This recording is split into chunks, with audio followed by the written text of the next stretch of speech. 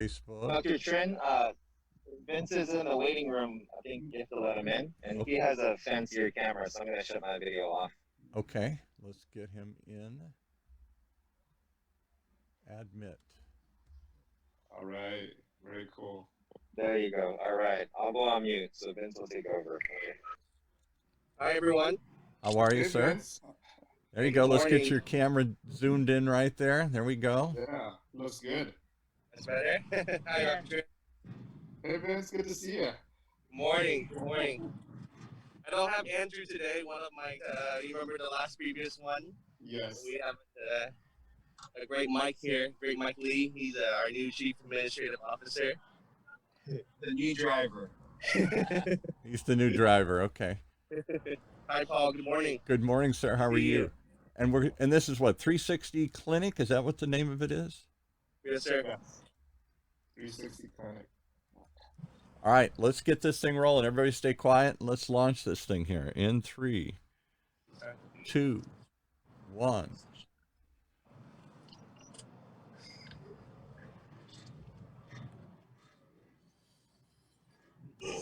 Take that.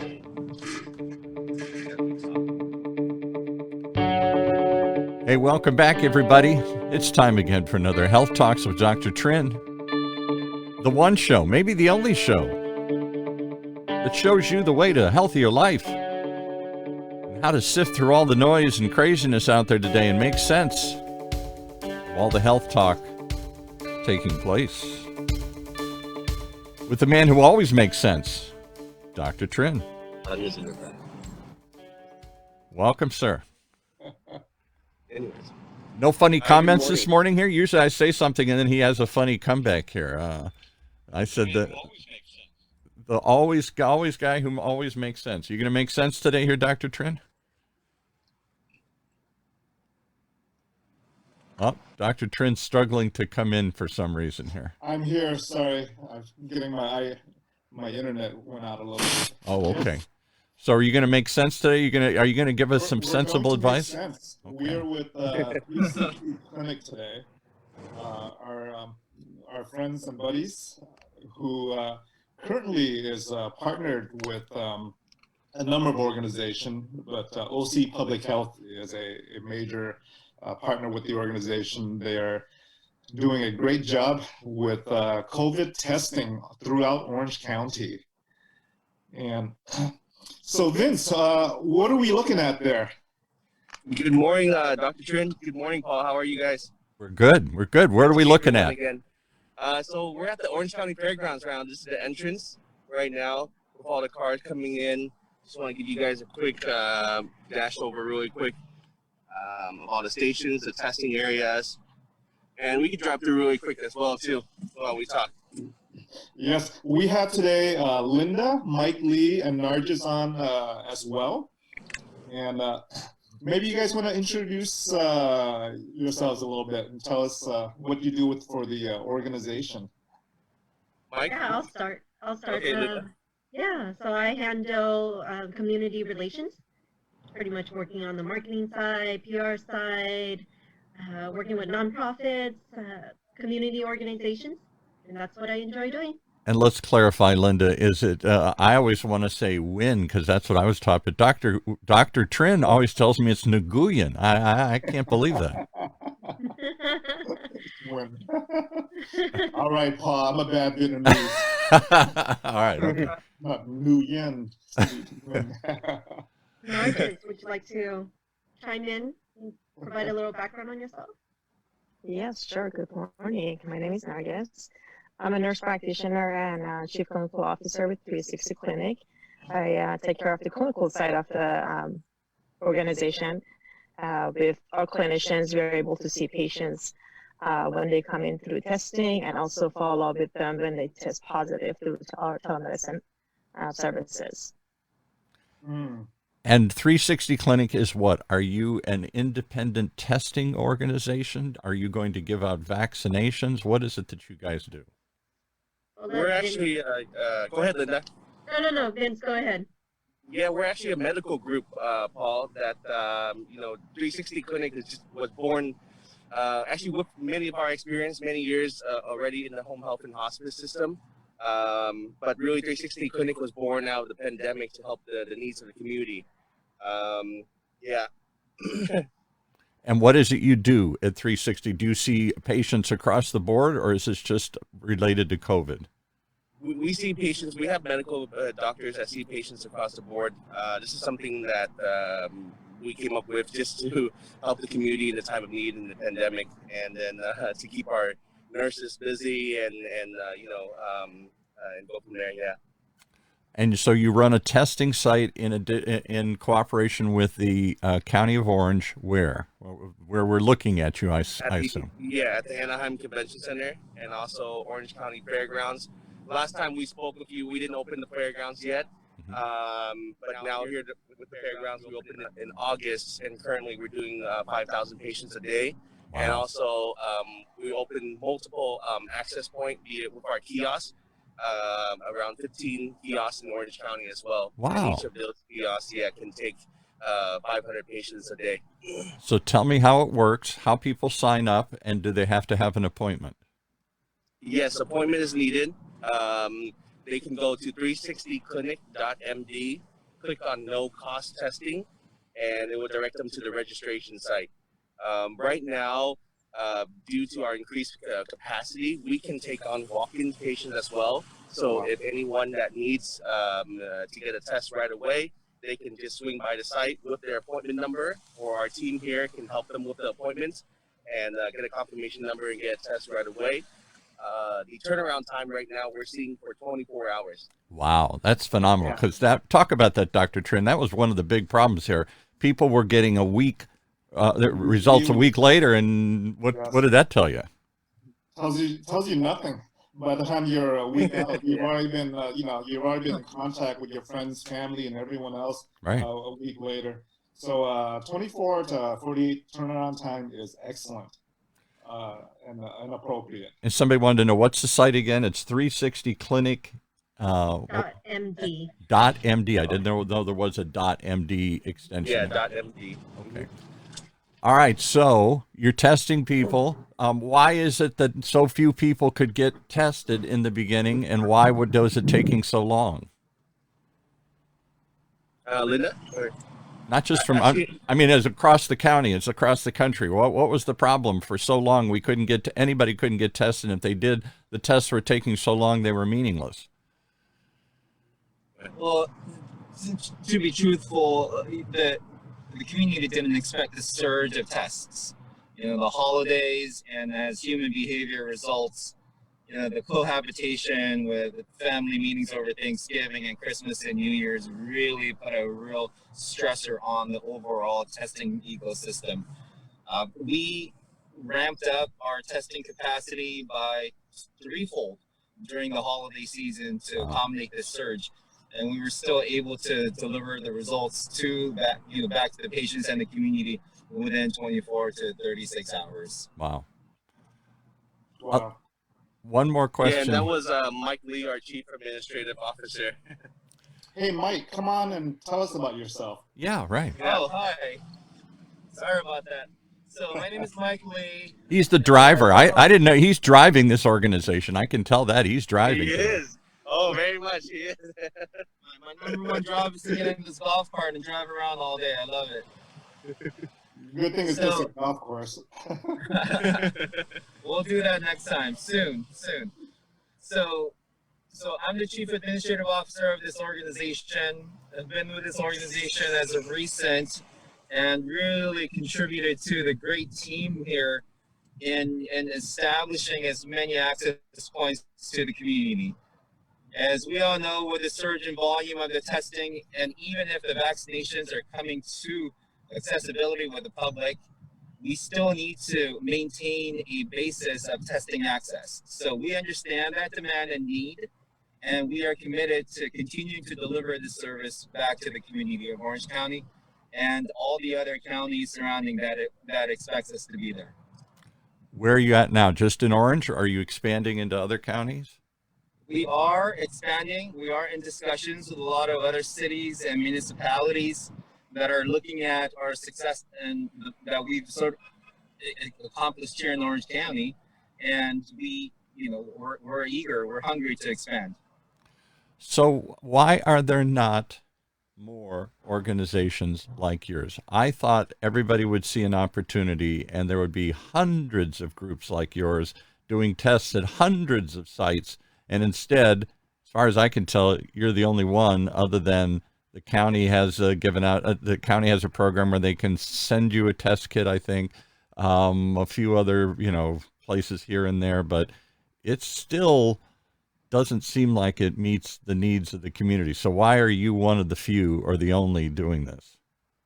Well, we are not. There are other outfits that are doing this. They're let's say the diversity of the providers could be simple laboratory testing providers. So Right. all they do would be to collect the samples and run the results and give the results back to the patient. That's one avenue.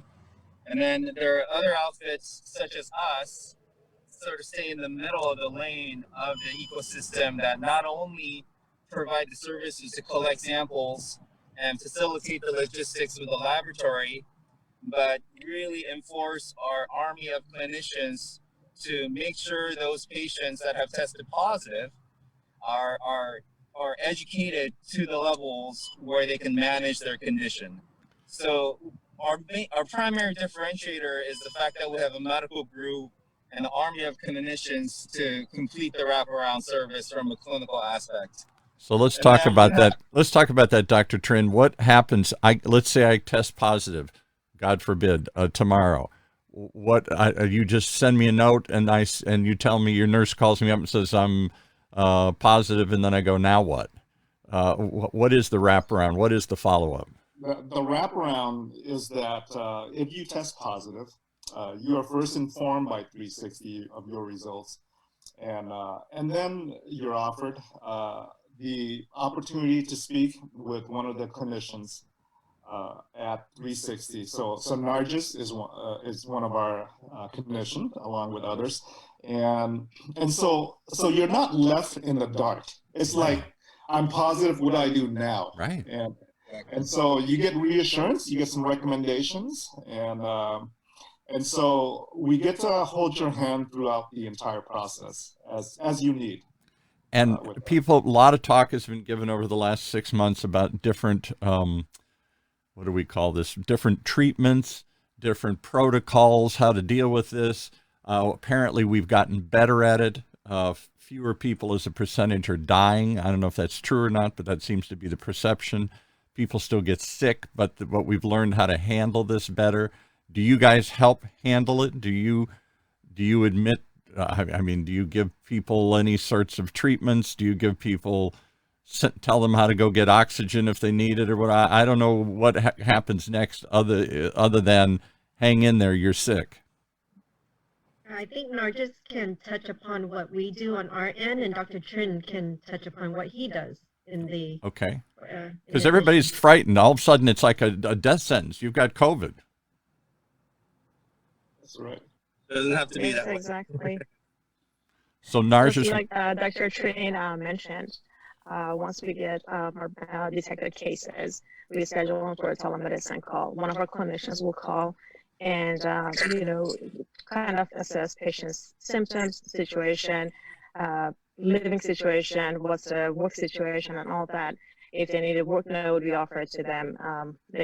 Normally what we find out is that patients are in the dark, just like Dr. Harrison said. They don't know what to do. Yeah. What about their family member? What should they do? That if one tested positive, the other one tested negative at home. So there's a lot of education that goes on with our telemedicine call. And we find a lot of patients that are uninsured and they don't have access to healthcare. They don't have PCP. So when we call, they're literally in tears, really thanking the service because we're able to talk to them, not only educate them, but also diagnose them with maybe some, like asthma-induced attack or any, like any pneumonia going on, so we can prescribe medications. We call them into to their pharmacy and ask the pharmacy to deliver it to them. So you can do that. You can actually do a telemedicine call. I can talk to a real doctor or nurse or clinician or somebody here is going to give me Yes. some real walk through my symptoms, give me some initial diagnosis, and if need be, can even prescribe some medications. Yes, we prescribe medications colored into the pharmacy of patient's choice. Wow. And also, if patients are symptomatic, we schedule them for a follow-up visit. So we walk them through these 10, 14 days of quarantine time. I'm assuming that most people, again, they say, you know, most people are not going to get that sick. They'll feel sick, but they're not going to need to go to a hospital. Right. When do you decide it's time to go to the hospital, doctor? Dr. Trin, tell us walk us through the progression of this disease. For some, it's just stay home and self-quarantine. Yes. You're going to feel sick. For some, we got to watch you because you're getting worse and it's time to go to the hospital. There are there's a good number of standard recommendations once you're diagnosed with COVID. And the two things you should have that we recommend with each patient newly diagnosed is that you have to get a thermometer to check for fever and things of that sort. But the second thing you should have is a pulse oximetry machine. A That what? little thing that you put in your finger and it checks your oxygen level. The little oxygen reader, and it tells you what percentage are you at, 90%, 95%, how are you oxygenating, right? And we recommend that our COVID patients check every day their oxygen levels and, of course, to monitor their temperature and symptoms. There are some criteria where you should be in the hospital or be evaluated, in the urgent care or ER, and that's when your oxygen level drops, under, like 90%, under a percentage that puts your body at risk for not getting enough oxygen. And so those are the criteria we give to our patients, and to give them some education on how to deal with this on a daily basis. You are the first person in almost a year now, we've been into this, 9-10 months into the crisis, who has ever said, monitor your oxygen levels. I don't know that I don't know where to buy one of those devices. I've never heard of a run on those devices. There was a run on toilet paper, but nobody was running out to get an oxygenator or whatever the thing's called. What's it called? What's it called again? It's a pulse oximetry device. It's that little thing on your finger. I was able to buy one at CVS Pharmacy, just locally. You can buy one. Who knows? Maybe you can get a package that goes with a toilet paper roll. Get our own 360. Type that into the notes so everybody doesn't have to spell it here. Put that into the notes of what those things are. Maybe you can even put a link to Amazon or CVS or something. Definitely, I'll put it on our Facebook chat here. All right. Yes, so that should be your first step. Monitor your temperature, monitor your oxygen levels, and if those start to change dramatically, then it may be time to go into urgent care and because some people are going to get super sick of this thing. Well, tell me what happens when you get super sick and the time frame. Do you get super sick in 24 hours and you better get there quickly, or does this take a week to develop? What's the normal progress once you reach that point? When I see a patient who arrives to the ER, so for example, I was in the ER 2 nights ago admitting patients, and 50% of the patients I admitted were COVID patients. Wow. But usually when I see a patient in the ER, they have been sick for about a week. So what happens is you get diagnosed and you try to handle it at home. Right. You're resting and you're trying to breathe and you're taking your Tylenol for your fever. You're doing whatever you can at home. But at some point, your symptoms get so bad that you can no longer handle it at home. Right. And that may include, shortness of breath. You can no longer breathe. You're getting super tired. Your fever won't break, right? Your 102, 103 fever won't break. That's when patients normally arrive to the ER. It's usually around week number 2, unless it could be week number 1 if they have been sick for some time before they even get tested. Right. Right? If they've been sick for a week to 2 weeks and then they go in to get tested, sometimes you get tested and you're almost crashing, right? Yeah. And right. I've seen that. So it varies, but usually from the initiation of symptoms, from the start of symptoms, day number 1, It's usually around between week 1 and week 2 is where we start seeing patients arrive in the ER. And that's just a general rule. It's not it's not like a formula that's perfect. Have But we come up with any statistics that make sense? In the beginning, we thought this was 10 times deadlier than the flu. Maybe it's only 5 times deadlier than the flu. What percentage of people, do we have any data coming in yet after all this time of how many people progress to that stage and need intervention? statistics are very simple. We've had over 400,000 deaths in less than a year.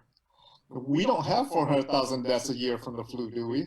We don't even have 100,000 deaths from the flu a year. Wow. We have less than that. And so if you look at COVID deaths in less than a year, which is over 400,000 now, and you look at flu deaths per year, obviously the COVID deaths are multiple times of that of the flu. And it's not just talking about deaths, right? There's this argument that we shouldn't worry because, only 1% of, everyone who gets COVID dies and things of that sort. When I look at COVID, I don't look at necessarily the mortality numbers. I'm looking at the information that's coming out about this long hauler syndrome, right? Patients who have had COVID months ago, the virus is now gone, but they have not recovered. They're still sick. They still can't breathe, right? They still don't have their taste and smell back. They're still chronically fatigued. They have brain fog, right? Their memory is worse. They can't focus. And so that's what we should really be concerned with. Yes, deaths are high, but what's more worrisome is that you may not recover. We don't know when you'll recover. If you go to these Facebook groups where there's a bunch that's popping up now, it's called like coronavirus survival group or support group. There are like thousands of people in these groups. I'm in several groups. One has 10,000 folks in it. Wow. Another one has like 30,000 folks in it. And you should see what's posted in there. And what's posted in there is like, I've had COVID 6 months ago. Why am I still sick? Yeah, right. Right. I've had COVID, 3 months ago. Why can I not smell? Why am I not back to where I was? And that's what we should be concerned with, because this is such a new virus that we don't know the long-term consequences. And some even anecdotal suggestions that maybe you've got damaged heart or a permanent damage to your lungs or other sorts of things that you won't recover from. This will always be a symptom, or you'll always have a weakness or a problem. Yes, what folks don't understand is that COVID is nothing like the flu. Right? There was a study published where they did autopsies of 7 patients who died from COVID, and they autopsied their lungs. And they took 7 patients who died from the flu, and they autopsied their lungs, right? So you're comparing 7 COVID lungs to 7 flu lungs, right? And patients who died from these conditions. And the lungs look nothing alike, nothing alike. The patients who had COVID lungs had 9 times the inflammation damage that was seen in their lungs compared to patients with the flu who died from the flu. So COVID is an inflammatory disorder that causes blood clots. And when these blood clots, depending on where they occur in the body, right? If the blood clots occur in your heart, you have a heart attack. And I've admitted more than one patient with COVID coming in for heart attacks. If the blood clots occur in your brain, we call that a stroke, right? If the blood clots occur in your lungs, we call that a pulmonary embolus. So it depends on the location of the blood clot that brings on all these other conditions associated with COVID. So let me ask you 2 more questions about that, because one of the misinformation, in my opinion, and this tends to be everybody knows my point of view. I tend to be more of a liberal, a rhino here. One of the things I hear on conservative media all the time is too many people are that the numbers are inflated. he or she didn't die from COVID. They died from a stroke. They died from a heart attack. But you're saying the heart attack or the stroke was induced by COVID. COVID caused. 100%. Yes, 100%. That's what people do not understand. They don't understand that if COVID was not there, that person would have never had their heart attack. That person would have never had their stroke or their pulmonary embolus. Those conditions would have not occurred without COVID. So yes, there are comorbid conditions, but they're driven by COVID. Okay. So yeah. All right. So having said that, have we gotten better at treating this? Has the death rate gone down? And do we know any more about this long hauler symptom, or is this going to take a long time to figure out? We definitely are more experienced with treating this.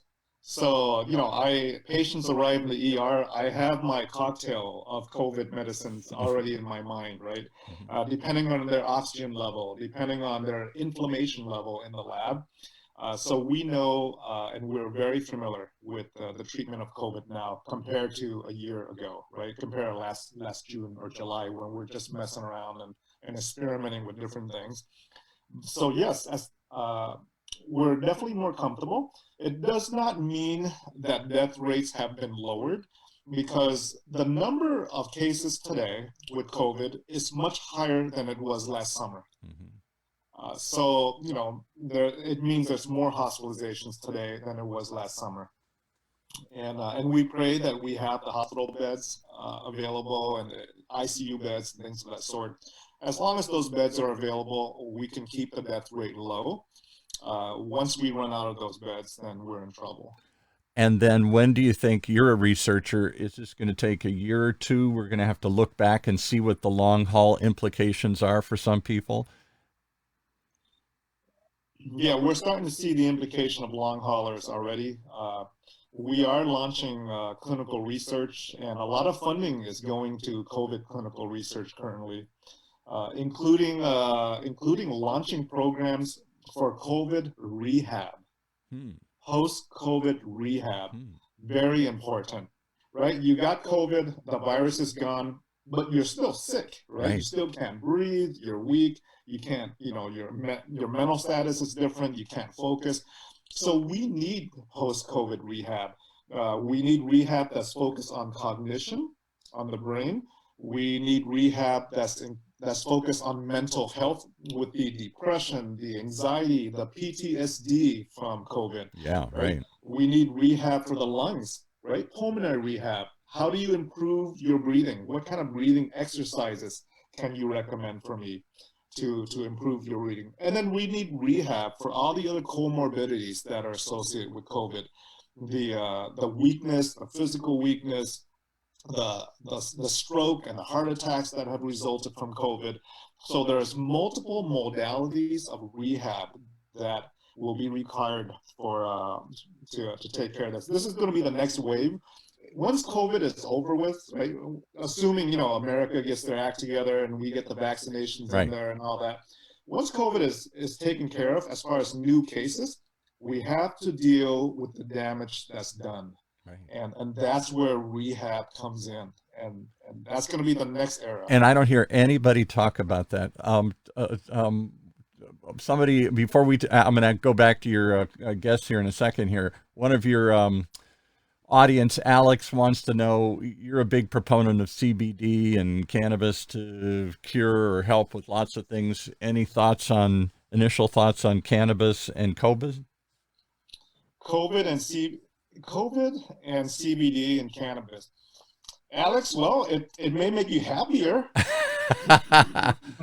Because there's some anecdotal evidence that suggests, and I know it's a long way from proving it, that CBD may actually help treat or fight cancers and some other things. There have been suggestions about that. I don't know if that's true or not, but there have been suggestions, and some people swear to it. What do you think? Any long-term implications? Because cannabis helps, or CBD helps fight inflammation. It does. CBD fights inflammation. It's an anti-inflammatory. It helps with the endocannabinoid system. I'm actually giving a few CBD talks coming up pretty soon, and I'm sure we'll discuss COVID as well. Okay. Alex, to answer your question, we actually don't have the clinical research behind that yet to document CBD's effect on COVID. But I can tell you, that in general, CBD is an anti-inflammatory, and it works through the endocannabinoid system. And knowing that COVID is an inflammation disorder, right, that affects inflammation, it's a good hypothesis to say that CBD may play a role in that. We, of course, need to do the research to find out, but I would be optimistic in that as well. So let's come back to Vince and 360 Clinic here. As your mission right now, you're a regular medical group anyway, and this extra effort you're doing is to get out in the community, our community, and perhaps other communities to test. Will you guys tackle this next round as well? Do you anticipate setting up, I don't know, clinics, programs to help rehabilitate patients as well? Do you see that as an opportunity? Is that an area that are you just solely focused on testing? Yeah, absolutely. We're currently working with our doctors and many doctors here in Orange County as well on that post-COVID rehab. And I think it's very important to mention about the mental health as well, the PTSD that's come after that as well. So yeah, we're looking into that, and we're doing a couple of project planning to after the wave of taking care of the vaccination projects, and then we'll get right into the post-COVID rehab as well. I'd love to know if any of your audience has had COVID. So far, we haven't had anybody on that's listening that says, I've got it now, or I had it. I'd love to hear your reactions to it. Did it just go away after a week or two? It was a tough, it was, I hear people, I've known now some people who've had it. Some of them said, oh my God, it was like the worst cold or the worst flu I ever had, but I got through it. One or two have said, no, I can't seem to snap out of it, even though the disease is gone, my symptoms remain. And I hear more and more, not from my personal experience, but from anecdotal, of this post-traumatic stress. Is the whole country going to be in for some sort of post-traumatic? Is there a delayed reaction that's coming when we finally come to grips with this? And so many people are depressed and down and defeated and whatever. It just took too long. They were too isolated. Talk about that aspect of it, that mental health aspect. I'll throw it to Vince here. We'll let you guys, or maybe Linda, maybe she's the marketing person here. Yeah, Dr. Trin, I don't know, if you have any statistics on the suicide rate. Yeah, I think that's good to touch upon. Yes, suicide rates, suicide attempts, definitely higher during this pandemic. I'm stunned at the number of healthcare professionals who take their own life. That's inconceivable to me. What is that? They're just so, it just seems impossible to stop, and they just give up, or they're just so burned out and tired they can't go on anymore here. Talk about that in your profession. Overworked. There's, every time a nurse or a physician catches COVID and gets COVID, they are removed from the workforce. What that means is that the others need to take their place. Think about that. And if you only have a limited number in the workforce, and our healthcare providers are coming down with this, the others need to replace that position. And so many docs and nurses are working overtime. They're doing more shifts than they normally would have done. And they're tired. They come home and they have to isolate themselves from their family often.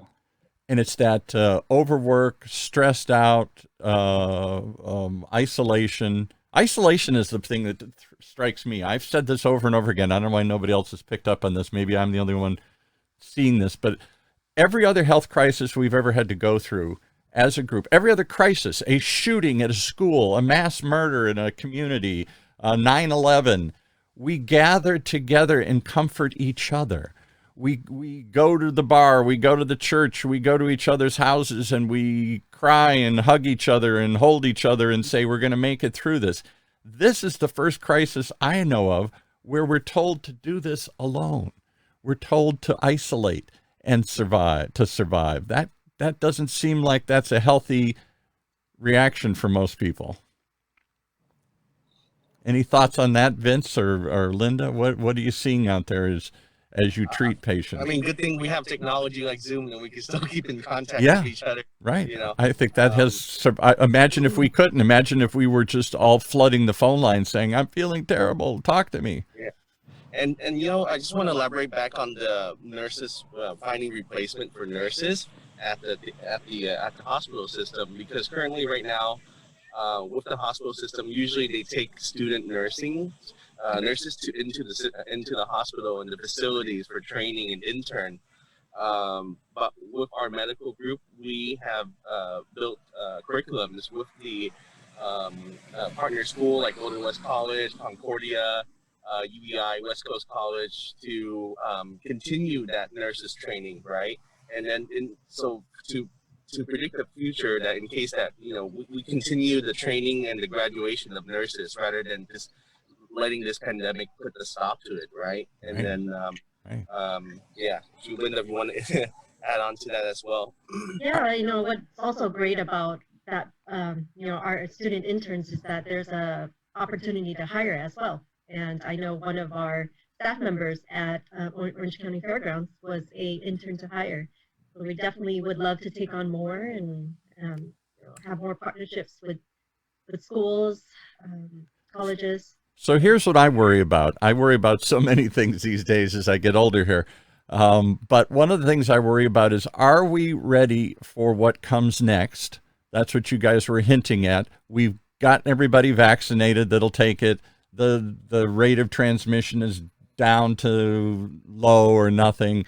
It doesn't go away, but it's under control. Now what? Are we ready? Do we just go?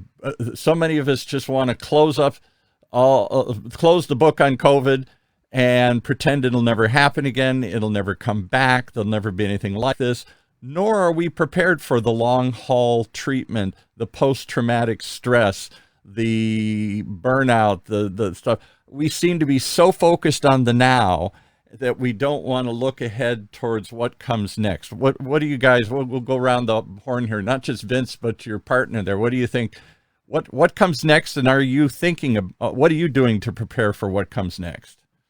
We understand the need to create that continuation of coverage as we deal with the aftermath of all this. Whether or not there will be a true definition of aftermath, time will tell. I think we understand that COVID is going to be here for a while. And understanding the post-traumatic effect, the mental health aspect of it, we understand that demand and need and have prepared an entire homebound system where the part of the telehealth module, we're reaching out to the community after they've tested positive. We understand their need for additional social deficits, then we'll gather around the social resources that are available in the community and connect them. So we do a lot more than just testing, as I was emphasizing earlier.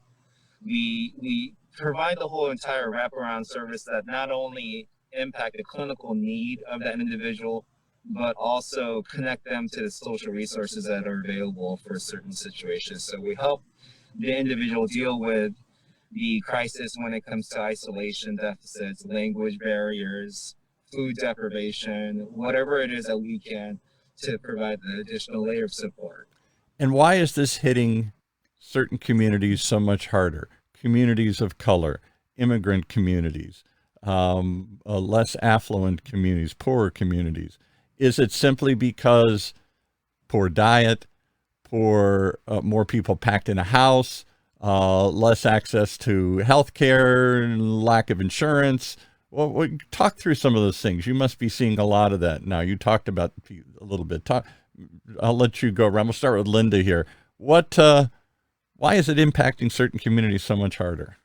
Yeah, I think you just listed all of it, mainly multi-generational homes. You know, they have no choice. They have to work. Some are unable to quarantine and self-isolate.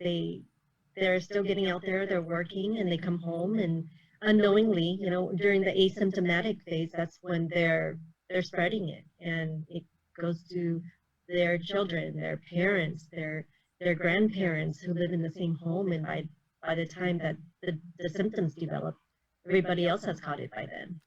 And obviously, in certain communities like Vietnamese communities, that isn't just something they do out of necessity. That's part of the culture. You take care of grandma. You take care of the elderly. You respect that. You don't just pack them up and ship them off somewhere like so many of the rest of us do here. And that seems to be coming back to bite them in a certain way here. That proximity to multi-generations is what's keeping this thing flaming in certain communities. Did you see that in the Vietnamese community? We do. I was in the ER the other night, and probably 30% of my admissions for COVID were Vietnamese. Really? Yeah. And you're right, because Vietnamese, in our culture, in Vietnam, there's no such thing as nursing homes. Right? Grandma gets older, grandma lives with you, right? Parents live with you, and we're multi-generation, and it's our culture, it's our belief to take care of, folks who have raised us, and so we have this respect and appreciation for the multi-generational family. The problem is, grandma lives at home, and one person brings COVID home, and the entire family is infected, and then I end up seeing grandma in the ER, is normally what happens. Yeah, right. Yes. And I would say it's probably the same for Hispanic communities, and a lot of these are minority communities. Our culture is a little bit different, and it's generation with that. Persian communities, Iranian communities, other communities like that, where it's very common to see multi-generations, whereas if I go up and down my neighborhood, it's hard to see many multi-generations here. It's one generation in the house. By the way, if grandma cooks well, then she actually stays there the entire time. Yeah. So. Yeah, exactly. Yeah. We had, I don't know if Alex is urging Leanne, we're not going to try and call her out here, but apparently she is somebody listening this morning who's experienced COVID. If you could share any of that, we'd love to hear it. If you're comfortable with it, if you're not, I understand. Tell me a story, Vince, of somebody you've seen that you've served. Let's put a face to this. Give me some COVID stories here. Well, I mean, just yesterday, I was with Mike out onto the last station, the provider station, and we had someone come through, and they didn't realize it, but they really needed to go to the hospital, and they were trying to get the test from other locations. They finally came through. One of our providers spot that out right away, gave them checked the pulse ox that Dr. Trin just mentioned, and their oxygen level way too low, and we had to call the emergency 911 for them right away. Wow. So things like that happen here at our site all the time, and with our clinician staff, we're prepared to deal with that, right? I believe with other testing sites, they only have non-professional healthcare professional people there just collecting the sample. Just intake people. Yeah, Absolutely. Yeah, so here we have clinicians on site ready to make that call and call 911 and send people right away too. And then I've seen cases where even our clinicians on the telehealth with the patient, asking them how you're doing, checking them on it, and advising them, hey, if you're feeling this way, if you're short of breath, respiratory issues, you need to check yourself in right away. And those are things that, of course, we try to alleviate, right, the hospital system, but if really necessarily, we're prepared to assist the patient into getting to the urgent care and seeing a doctor, someone like Dr. Trin, to help them right away. Yeah. We called out one of our audience, Leanne. She's apparently driving and listening at the moment, but she said she'll respond. If not now, in the future, we really need to hear more of the stories, because again, people are going through this alone, at home, isolated. I don't go over and talk to them and say, hey, how you doing? I don't communicate. The minute they got it, they're a pariah. It's like they've got, what's the disease that where your limbs fall off and everything? Leprosy. They're lepers. Exactly. They're isolated. They're shunned. Don't get near me. And so we don't know until we go through it or someone we know goes through it, we don't really have much understanding of this, I think. And I think that's part of the fear that plays into this. Let's talk the last 10 minutes, or we get about 10 minutes left, vaccinations. I'm very, very, very disappointed, like many people are, at the slow rollout of vaccinations. When is this going to get better, and are you guys going to play any role in vaccinations?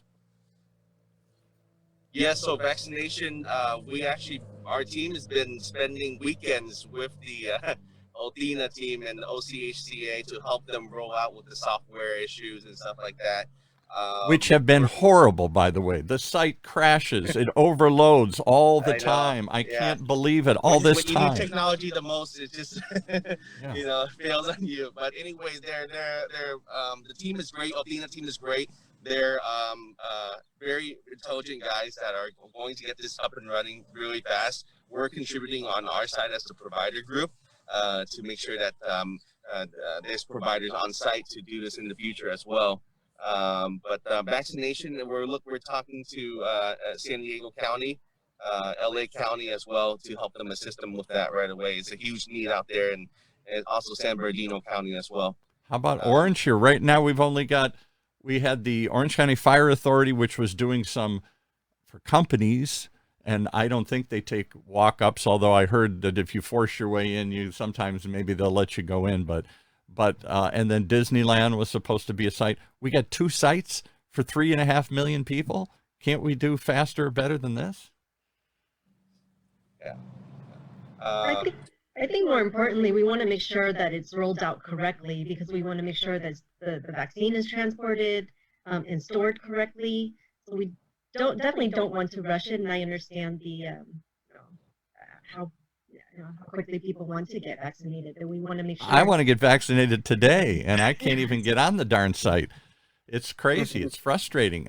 You go over and over and over again, and then finally I got registered, and all it says is, check back tomorrow. Check back tomorrow. Paul, do you know why?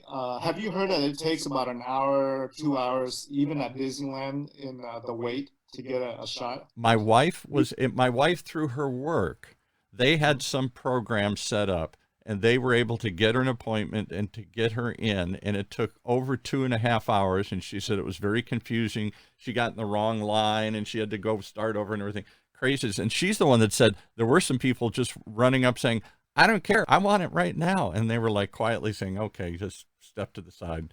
And some of them were saying, no, sorry, you got to get an appointment. Forget it, Charlie. I don't care what you think. Do you know why it takes 2 hours to wait at Disneyland for a vaccine shot? I have no idea. It's because it takes about 2 hours to get into Space Mountain. So it's all the same. Say something like that. I was waiting. Waiting for that. It's, yeah.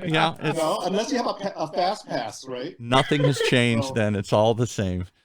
Yes. I was waiting for it. He's always got some crazy take on this, but really, I think people are getting frustrated and fearful. There is a vaccine. We all want it. I get that they got to manufacture it and they got to distribute it, and it's got to stay cold. We've heard terrible stories where it went bad and they threw it away or something happened. Are there, one of the other urban legends is that there are supplies of this sitting around. I don't know if it's at CBS or someplace, and it's going to go bad. And we got to give it away. And if you sort of secretly find one of these sites, they'll go, come on over. We're going to throw this away tomorrow, so come on over. We'd rather stick it in your arm than throw it away. Is that true, or is that just a myth that's spreading, that if we search around, we'll find the person that'll give it to it right now because they were going to throw it away?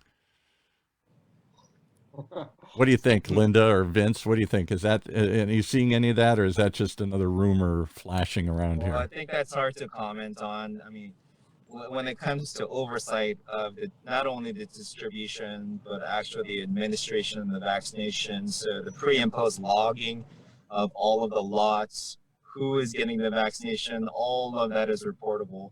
So it'll be hard to, identify those cracks in the system. Not to discount that they do exist, but when it comes to just access to the vaccination, it's pretty ironclad. So, what about the follow-up? because now my wife is worried, oh my God, it was so hard to get on the site and get in. And I got to get my second shot within 28 days or whatever it is. There's different time frames depending if you got the Moderna one or the Pfizer one. And what happens if you're late? What if it takes 6 weeks to get it or 8 weeks to get that thing? I think Dr. Trent would be better equipped to address the situation, but after that, the 8-week period, the 28-day period, Dr. Trent, would you mind making a comment on that? I mean, if I don't get it in time, have I blown the whole thing? No. So the answer is we actually don't know. As far as if you waited an extra month out versus 2 months out, and it doesn't mean that it's not going to work. All it means is that we didn't study it, right? In the clinical trial, it was very focused on, come back in 3 weeks, come back in 4 weeks for your second shot for that booster. The question is, if you came back in 2 months, what would happen? Yeah, right. And my guess is that it will be effective still. The question is how effective. Is it going to be less effective? Is it going to be equally effective? And the answer is we don't know because we didn't study that in the research. So that would be the appropriate. And here's the other I'm giving you all these frightening, fearful things flashing around the internet. One is that, oh my God, I'm not going to get the second dose. The other one is, oh my God, there's stuff going unused. One of your audience here, William up in Canada, says he knows of people that actually pull them in off the street at the end. Here, we're going to throw this stuff away. We might as well give it to you. Some of that cracks in the system as you're talking about here. But here's the other fear. Poor Lou Correa, our representative from Santa Ana, in the midst of the Capitol insurrection and chaos, was huddled together and got COVID after he had already taken his first shot. He was waiting for the booster and he still got it. Wow, I didn't think that could happen. We somehow thought the first shot would fend it off. Do you take the full 2 to feel the effect? The first shot gives you about 50% protection. So you're still at risk 50% of the time. Wow. The second shot is what gives you the 95% protection. But even with the second shot, there's still a 5% risk of. And how long is it last? 6 months, 6 days, 6 years, your lifetime? We don't know yet, right? We know with Moderna. Moderna says that their shot, their 2 shots, will be good for 1 year. We haven't heard yet from Pfizer. We haven't heard from AstraZeneca or J&J. By the way, Johnson & Johnson has some really good data recently. And in their preliminary data, the cool thing with Johnson & Johnson is that it's only a 1-shot deal. Didn't know that. Didn't know that. And so Johnson & Johnson's results was, I believe, about 90% effective with just 1 shot. That's interesting. So they're coming up pretty soon to be evaluated by the FDA and approval. So hopefully within the next 2 months, we would have multiple vendors of vaccinations. Which means more manufacturers, more options, more sites, more everything. Give us, Vince, give us your site again. Right now you're doing testing and the follow-up program, which is so important. You're not just giving me a test result and you're doing it quickly, but you're also holding my hand and walking me through this process, this scary process afterwards. Looks like lots of open spaces there. We got to get over and get tested. Yeah. Come on by, Paul. So where, when, how? Give us all that information again. How do we get tested through you guys? Yeah, so you can go on 360clinic.md, click on no cost testing, and you should be able to find an appointment right away. And if not, you can swing on by and our team can help you here for on-site registration as well. So you are taking walk-ups at this point here too. If somebody just wants to drive up, you're suggesting an appointment, but maybe. Yes, I'm sorry, I mean drive up for the fairground. It's drive up. It's drive up. Okay. Well, what percentage of us have been tested? I haven't been tested. What do you think of the population, Dr. Trin? 3.5 million people, roughly, Orange County. Most of us, I think like around 2 million. Last I saw 2.5 already. Have been tested. Okay, that's Yeah. good. And do you have to get tested multiple times? Do you get tested a month later or 6 weeks later, a year? I mean, it isn't just once and done. You might get tested and 2 months later get sick, right? Right, that's correct. So it's a thing. If you're at risk, you should probably be testing regularly, more often. Yes. How often should you get tested? Or can I get tested every day? Can I get tested every month? What? I'm paranoid. I mean, I would recommend that if you've been exposed or if you have symptoms, to be tested. Yeah. Right. That makes sense. All right. One more time. The website is 360clinic.md. You guys are doing good work. I appreciate that you've stepped into the breach and made testing now not our testing doesn't seem to be the problem anymore. Where in the beginning it was all about you couldn't get a test and you couldn't get a result. You guys and others have solved that problem. Now the next question is getting the vaccine in everybody's arms and dealing with the long-term implications of what happened with this disease, right? Absolutely, Paul. That's correct. Okay, well, I hope you'll keep us informed as to what's happening. I hope you will get into the battle to get vaccinations, because right now it ain't working very good. I'm sorry, the system is slow and cumbersome, and we need you, just as we needed you in the beginning to test, we need you out there sticking this in people's arms desperately. Definitely. We're eager to help. Thank you, Paul. Thank you, Dr. Trin. Okay. Thank you, everyone. Thank you. Thanks, Linda. Thanks, Mike. Thanks, Nargis. Thank you. Final thoughts, Thank you. Dr. Trin, on the state of COVID today here. We've made some ground, but there's still a lot of way to go.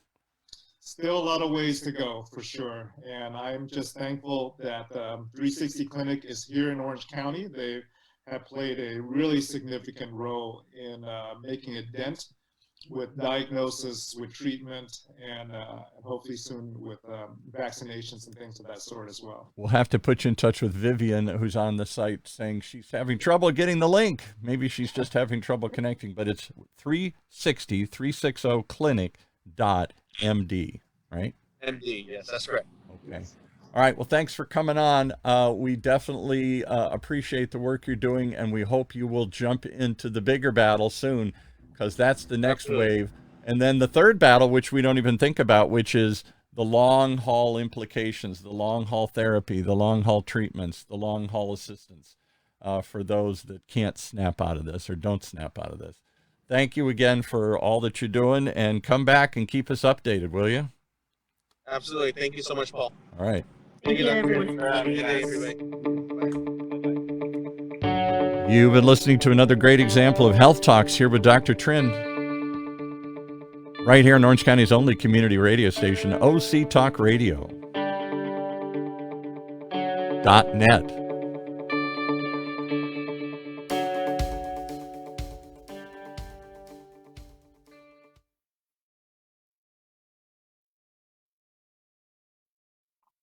Quick question as we end our Facebook session here today. Let me just tune this out. Hang on.